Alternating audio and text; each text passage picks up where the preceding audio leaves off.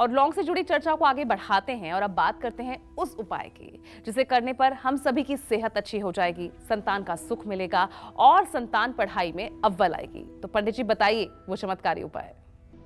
देखिए, मनुष्य के 4 पुरुषार्थ शास्त्रों में बताए गए हैं: धर्म, अर्थ, काम और मोक्ष। धर्म का मतलब तो आप समझ ही रहे हैं, धारयते इति धर्मः। अर्थ का मतलब भी आप समझ गए होंगे, धन दौलत। काम का मतलब केवल काम वासना नहीं होती है, काम का मतलब कामना होती है, जिसमें पुत्र भी सन्निहित होता है। तो जिन लोगों की जन्म कुंडली में पंचम भाव पर पापक ग्रहों की दृष्टि होती है, या पंचमेश अस्त होता है, या पंचम भाव का स्वामी छठे 8वें मृत्यु स्थान में पापक ग्रहों के साथ होता है, तो ऐसे लोगों को संतान नहीं होता है। सूर्य मंगल 8वें भाव में हो तो ऐसे जातकों की पत्नियां बंध्या होती हैं। तो कहने का मतलब है कि अगर आपके भी जीवन में संतान प्राप्ति में विलंब हो रहा है, देखो उससे भी ज़्यादा दुख है कि संतान हो करके नालायक निकल जाए, कुमार्ग पर चलने लगे, बुरे व्यसनों में फंस जाए, उससे भी बड़ा दुख है। ऐसे में आदमी तिल तिल कर मरता है।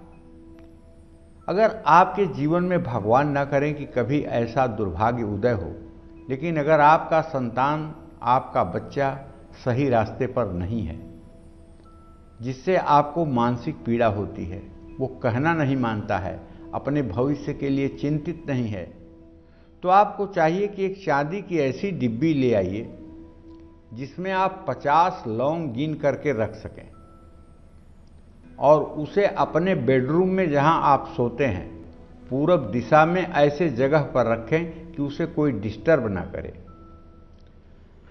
और पति पत्नी के रिश्तों में इससे मिठास आएगी, संतान का सुख भी मिलेगा। संतान अगर नहीं है तो छोटी सी भी दवा आपके लिए संतान के लिए कारक होगी। थोड़ा सा पूजा पाठ कर लेने से भी संतान सुख आपको मिल पाएगा। बच्चों को अगर पढ़ाई में दिक्कत आ रही है, बच्चे का स्वास्थ्य खराब रहता है, पढ़ाई नहीं कर पाता है, याद करता है, भूल जाता है, ये सब पढ़ने का उसका मन नहीं करता है, हर समय मोबाइल देखता है, पढ़ाई में उसकी कोई दिलचस्पी नहीं है, तो ऐसे में 5 लौंग की माला बनाइए। 21 लौंग की 5 माला बनाइए, लाल धागे में लौंग को बांध लीजिए और 21 लौंग की माला बनाइए जो कम से कम 16 अंगुर लंबी माला हो। और ऐसी माला सरस्वती की प्रतिमा पर आप चढ़ाइए और ओम ऐं ह्रीं सरस्वत्यै नमः इस मंत्र का कम से कम 108 बार नित्य जप करना शुरू करिए। इससे आपको पढ़ाई में चमत्कारिक लाभ मिलेगा। और अगर सेहत अच्छी नहीं रहती है तो किसी भी गुरुवार को पान के पत्ते में 31 लौंग डालकर पीपल के पेड़ के नीचे रखिए और पीपल की 7 परिक्रमा करिए।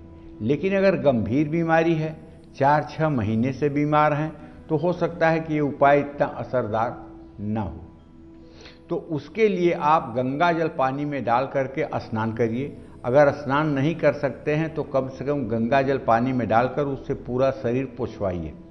और जो भस्म विभूति भगवान शिव को चढ़ाई जाती है, वही भस्म विभूति भगवान शिव का शिवलिंग का स्पर्श करवाकर अपने घर ले आइए और एक कटोरी में विभूति रख करके दोनों हाथों में अपने विभूति को लगा करके पूरे शरीर को उस भस्म से जो है पूरा शरीर स्पर्श करा दीजिए।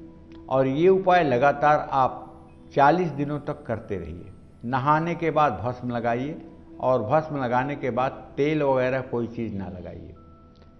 ये उपाय अगर आप 40 दिन करेंगे तो अगर किसी प्रकार के ऊपरी बाधा के कारण, भूत प्रेतादि के कारण, तंत्र मंत्र की क्रिया के कारण, नज़र टोने और हाय के कारण अगर आपकी बीमारी होगी तो निश्चित रूप से आपको राहत मिलेगी, इसमें कोई संदेह नहीं है।